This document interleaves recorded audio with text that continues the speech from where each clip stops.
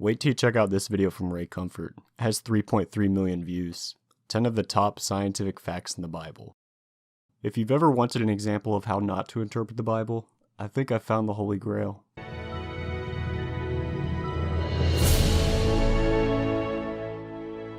In Leviticus 13, verse 46, the Bible speaks of quarantine long before medical science discovered the importance of isolating those with infectious diseases. In 1490 BC, it gives instructions on what to do if someone has leprosy. He shall be unclean. All the days that he has the sore, he shall be unclean. He is unclean, and he shall dwell alone. His dwelling shall be outside the camp. Laws of quarantine were not instigated by modern man until the 17th century. The devastating Black Death of the 14th century took an estimated 70 million lives. This was because they failed to separate the sick from the healthy. When whole families fell ill, it was attributed to bad air. However, putting into practice the ordinances of quarantine laid out in Scripture would have saved millions of lives. Ray, this one should have been obvious. Everyone in the ancient world knew that leprosy was contagious. It wasn't exactly a divine revelation. Like, do you really think that the Egyptians and the Mesopotamians just let lepers walk around dishing out high fives to people in the streets? Here's a Babylonian text, VAT 7525. If the skin of a man exhibits white putsu areas, or is dotted with nukdu dots, such a man has been rejected by his god, and is to be rejected by mankind. Here's a protective curse taken from a Mesopotamian boundary stone. May the god Sin, light of the pure skies with a skin disease which never leaves, cover his whole body, so that he shall never be pure until his dying day, but instead be forced to lie as a wild ass outside the walls of his own city. You know who else quarantines the diseased? Primates. Jane Goodall in the 1960s documented how during a polio outbreak, chimpanzees would fearfully avoid and refuse to go near members of their own troop that showed signs of the disease. Also, Ray, you got the timeline of quarantine's invention backwards.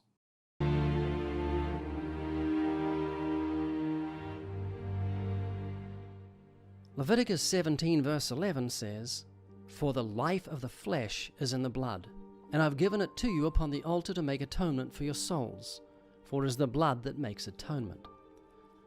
Most of us don't think too much about the fact that a doctor can find out the health of our flesh by taking a sample of our blood.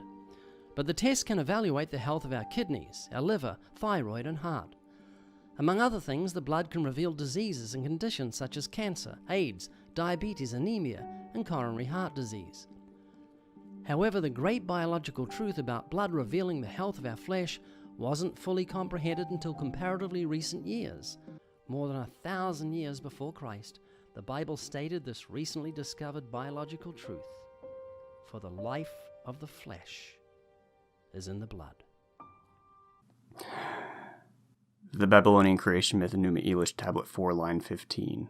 O Lord, spare thee thou the life of him that trusteth in thee, but the God that is wedded to evil, pour out his life's blood. So there it is. The Babylonians also believed that life was in the blood. Brothers and sisters, have you considered inviting Marduk into your heart today? We can't really promise you much by way of an afterlife. It's pretty much just dirt sandwiches and Irkalla for eternity across the board. But who else is going to help you overcome the Pazoozas in your life? So with every head bowed and every eye closed, I just want you to lift up your hand. I see that hand. Ray's source for all these claims, by the way, is the Evidence Bible. It sounds pretty official. Oh wait, he wrote it. Good lord, it's selling really well too. Ray, you're a great guy with a heart for helping people. I'm mostly just making this video for fun. I don't really have any beef with you. But maybe writing Bible commentaries just isn't your wheelhouse.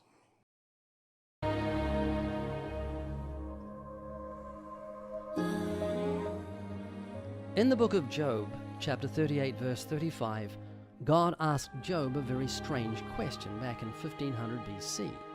He asked, "Can you send out lightnings that they may go and say to you, 'Here we are'?"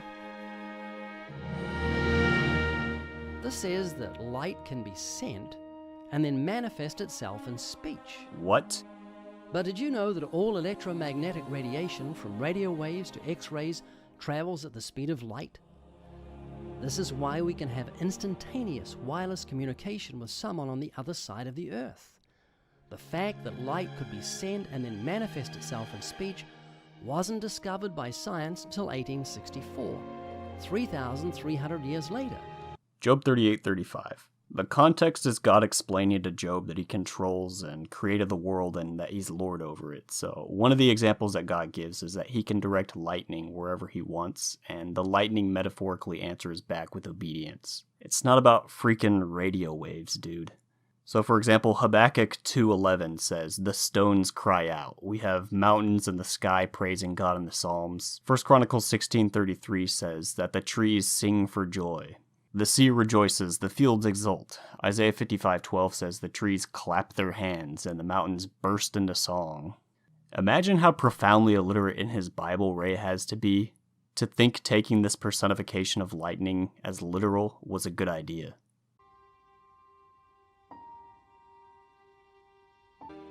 At a time when it was believed that the earth sat on a large animal or on a giant, 1500 years before Christ, the Bible spoke of the earth's free float in space. He hangs the earth on nothing.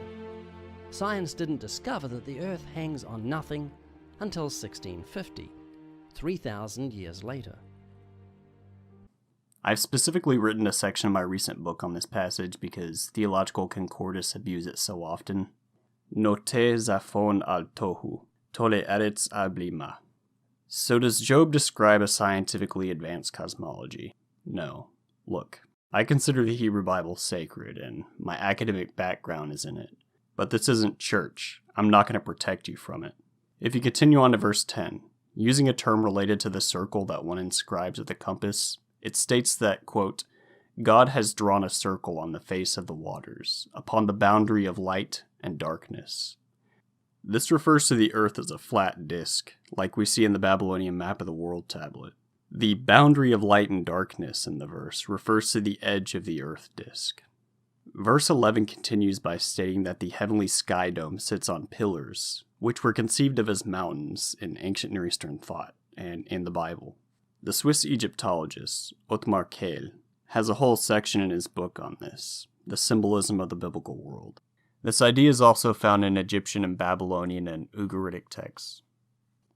So pressing on to verse 12, we have reference to Yahweh sustaining creation by defeating the northwest Semitic chaos god Rahab, who also appears in Canaanite mythology with the same cognate titles he has in the Bible.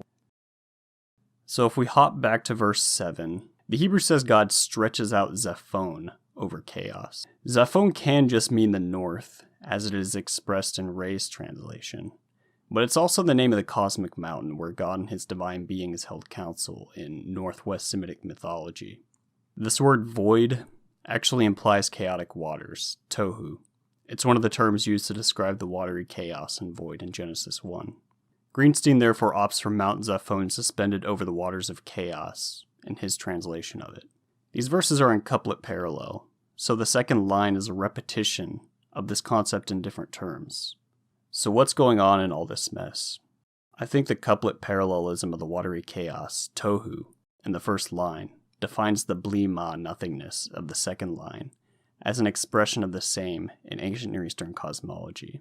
Mount Zaphon is stretched out over the waters, and the earth which is governed from Zaphon sits in the waters of chaos also, suspended on nothing. And this was a great mystery to some ancient people. In fact, God himself challenges Job in chapter 38, verse 6, by asking him if he knows upon what the pillars of the earth's foundations are sunk. On to Ray's next argument. He's got 6 more.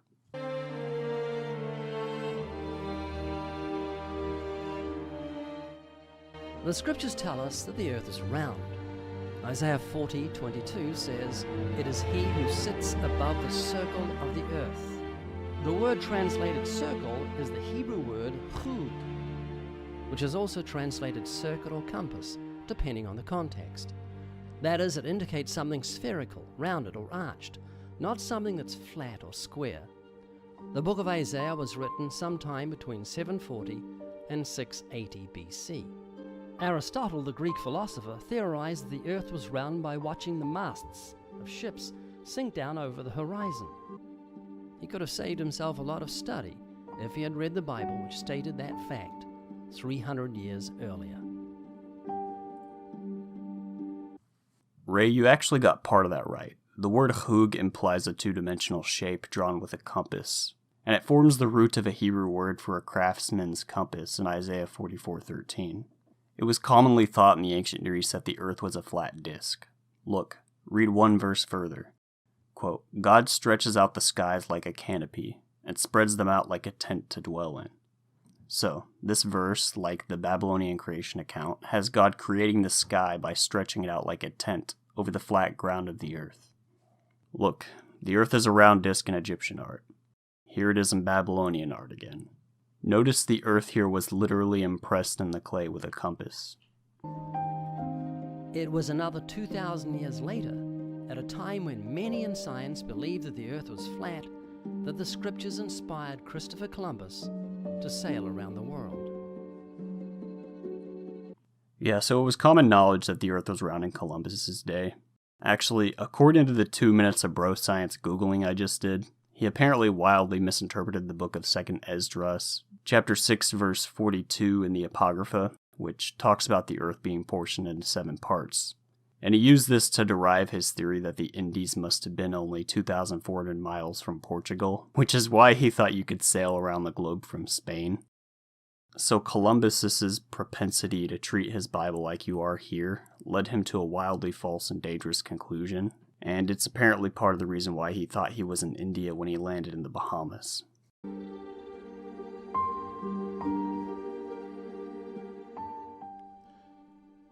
Encyclopedia Britannica documents that in 1845, a young doctor in Vienna named Dr. Agnes Semmelweis was horrified at the death rate of women who gave birth in hospitals. As many as 30% died after childbirth.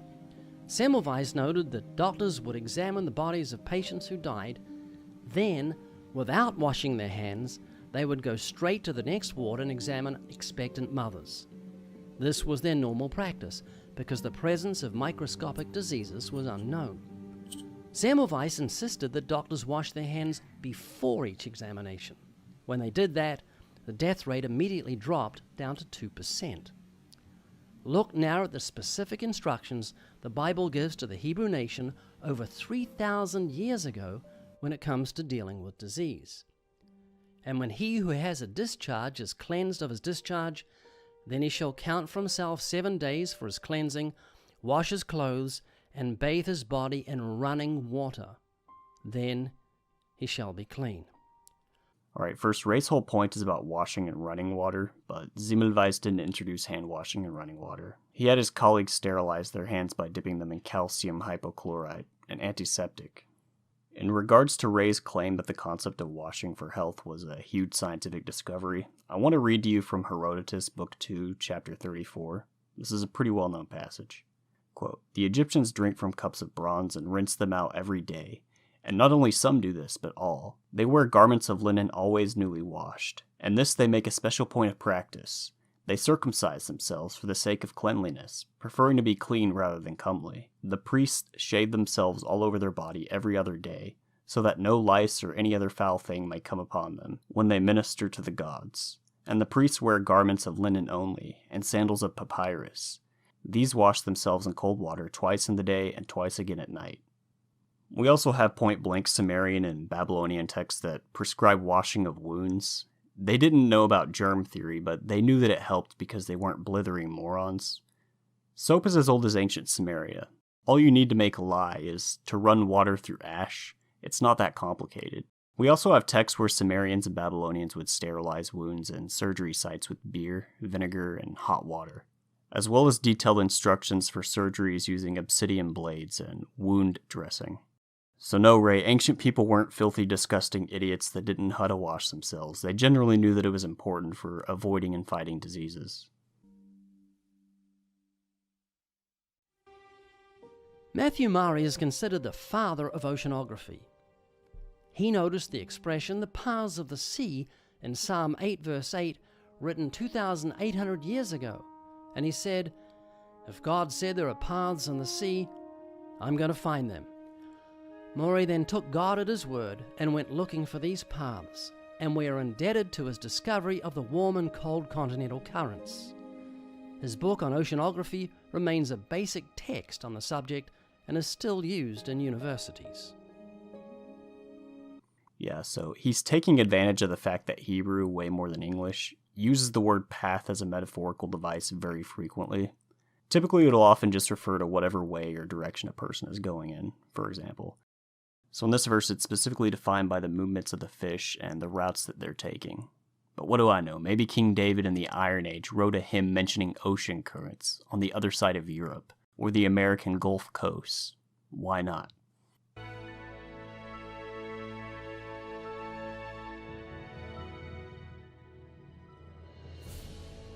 Genesis chapter 2 verse 1 says, "Thus the heavens and the earth and all the host of them were finished." Everything is finished. Nature is complete. The brilliance of the light-giving sun is finished. The blue skies are finished. The clouds drop their rain, cleansing the air and giving life to the earth. The tall trees are finished, giving us oxygen to breathe. The rivers are finished, teeming with fish and filling our great oceans with water. The land is finished, yielding plants that give us food to eat. Nothing has a half-evolved eye or ear or leg or brain. It's all finished, from the animals to man to winged birds to the beauty and fragrance of a rose that blossoms to God's glory and for our pleasure. Nothing is evolving. Everything is finished, just as the Bible says. Hold on. What's the first law of thermodynamics? The first law says that the internal energy of a system has to be equal to the work that is being done on the system, plus or minus the heat that flows in or out of the system, or any other work that is done on the system, said Saibal Mitra, a professor of physics at Missouri State University. So it's a restatement of conservation of energy. Yeah, maybe I'm missing something, but what does this have to do with God stating that he finished creating the world as his temple in Genesis 2:1? I don't see much evidence that Ray's understanding of evolution has progressed much since the banana video over 7 years ago. There can be no half-evolved in evolutionary theory. Either a creature is adapted to its environment or it's not. Yes, pretty much everything living is adapted to its environment, but that's only because everything that remains maladapted long enough dies, which is why almost every species that has ever lived has gone extinct. It's kinda silly to say, wow, look at how everything in nature is so amazingly adapted to its environment, when almost all of them have been dead ends with respect to their environment. If you're asking for evidence of atavisms and vestigial structures, okay. Why do kiwis have remnants of wings? Did God create them with pointless wing nubs, or were they functional in the past? Why do constrictors have vestigial hind legs?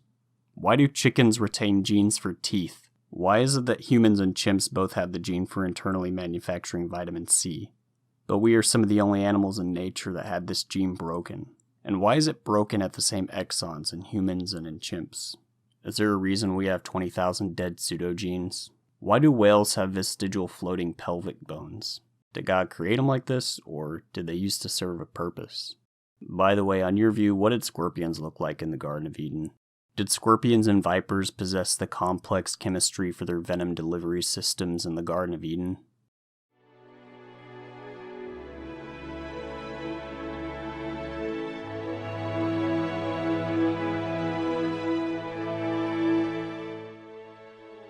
In Genesis chapter 6, God gave Noah the dimensions of the 1.5 million cubic foot ark he was to build. It's interesting to note that in 1993, a scientific study was conducted by the South Korean world-class ship research center, CRISCO. They compared 12 hulls of different shapes and discovered that no modern design outperformed the biblical model. The length of the ark was 6 times its width and 10 times its height. Many contemporary ships are built with similar proportions, although the length to breadth ratio is usually chosen with regard to the power required to move them through the water. The ark needed only to keep afloat. So John Walton, in his book on the flood, warns that in the culture of the ancient Near East, numbers like those given for the ark's dimensions were typically highly non-literal and symbolic. Especially in Mesopotamia, for example, where you get all sorts of non-literal numbers for the dimensions of temples. And we see this mode of using numbers a lot in the Bible and in its genealogies, for example. It's pretty standard for the genre. That doesn't mean that the numbers are necessarily false, it just means that they operate in a different symbolic mode than what modern people are always privy to. So Walton warns people against making this argument that Ray is here. The Bible itself doesn't even claim that these dimensions should be taken as a scientific revelation. And the reason why I bring this up is, well, Ray is correct that these long, thin dimensions are optimal for modern ships built for power conservation as their forward bow cuts through the water, which is exactly what Ray just said if you listen to him carefully. But his conclusion that this therefore means that a long, thin ship sitting dead in the water with no engine is therefore optimal for staying afloat in a storm just seems so self-evidently wrong, because the side of the hull becomes a huge wall for catching waves, and it's gonna tend to parallel itself with them to take their full force as the largest surface area. And I hate to disappoint people, but here's what I mean. This 19th century painting by Edward Hicks and the basic dimensions taken from Genesis in the Bible have given Day and his team inspiration to build an exact scale model of the Ark. A 220-foot wave tank will simulate storm conditions that the Ark would have likely encountered in the flood. On board, Noah would have had no power to control the direction of his huge ship. And as soon as the waves hit the bow, the Ark quickly swings to the most unstable position. The boat is now taking the full force of the swell, side on.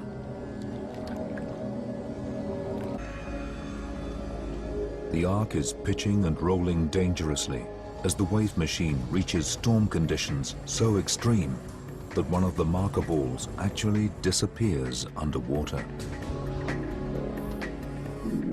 We've got a peak roll angle of over 50 degrees. You would be thrown around all over the place. You'd be literally hanging on for grim death. The real boat, which wouldn't be 100% watertight like our model is. To make allowance for how a wooden boat built at the time of Noah would leak uncontrollably, the team removes the deck and runs the test one more time. Back it up a bit more. It soon takes on water and begins to list. I think it's good. It's trouble now. It's going. It's gonna go. There it goes. More and more water comes in, and the boat just progressively floods, and then in the end there's a loss of stability, and the boat sinks quite dramatically in that.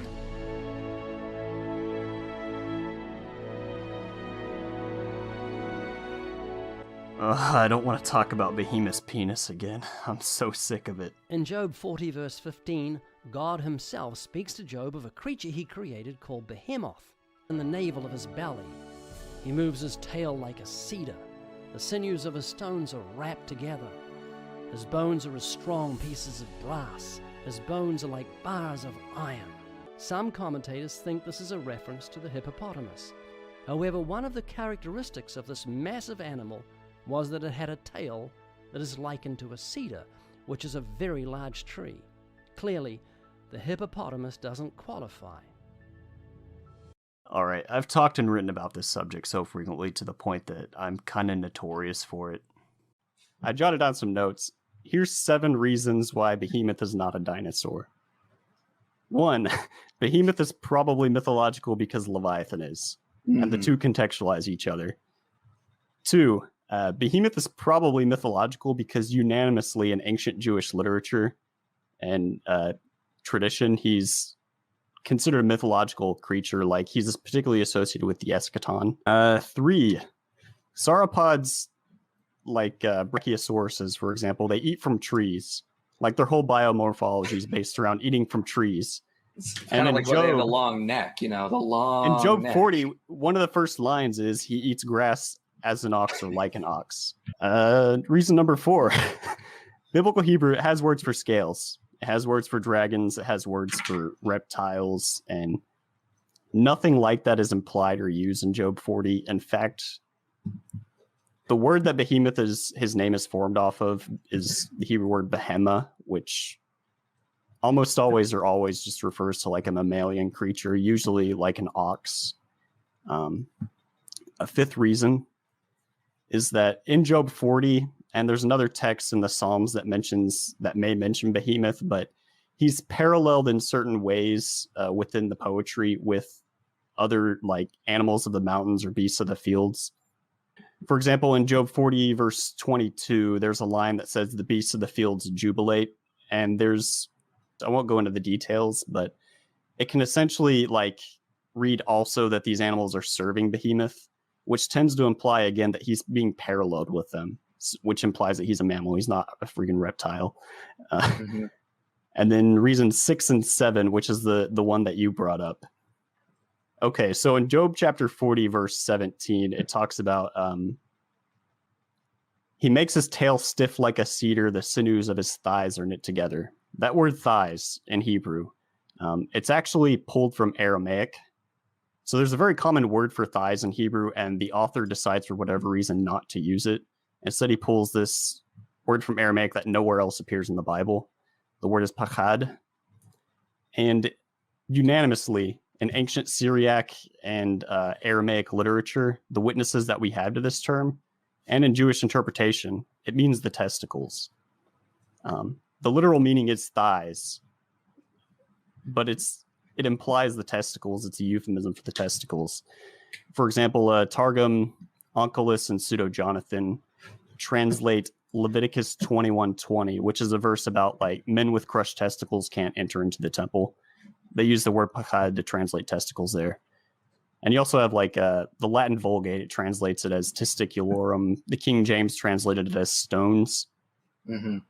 So there's a problem right there because sauropod dinosaurs, no dinosaur that I'm aware of had external testicles. And then you have the problem that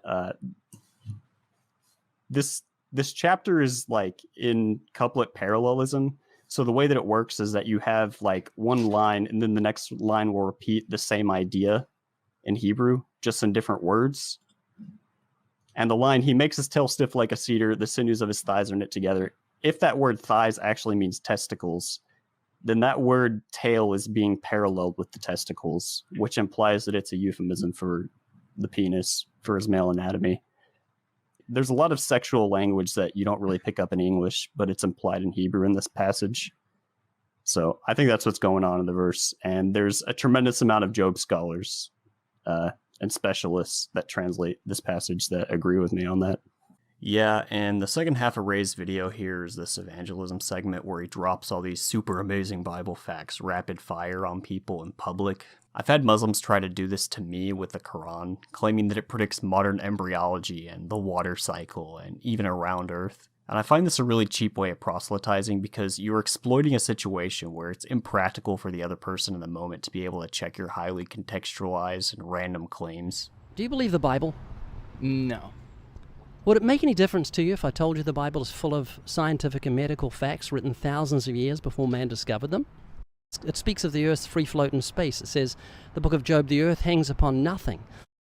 It says in the book of Isaiah, he that sits upon the circle of the earth. It speaks of quarantining thousands of years before we discovered it. It speaks of washing hands under running water when dealing with disease. When a Muslim comes up to me and tells me that Surah 23 amazingly predicts modern embryology, it's just annoying.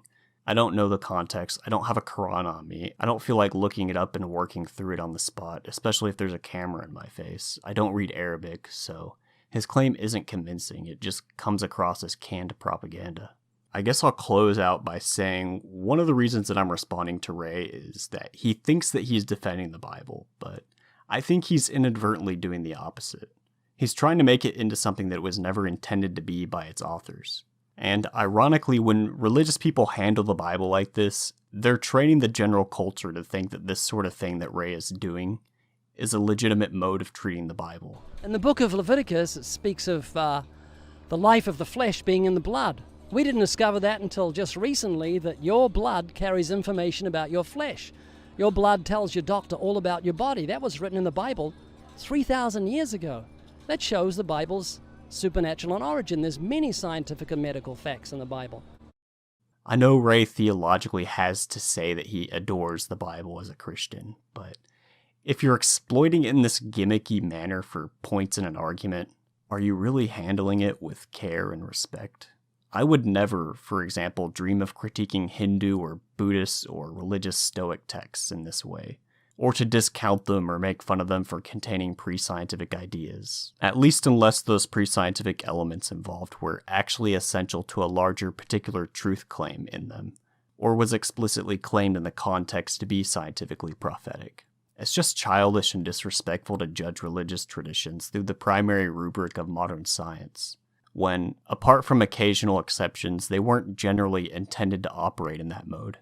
Yet, when it comes to the Bible, that's immediately the rubric that everyone jumps to, because evangelicals, again, they've taught everyone to think that it's sophisticated.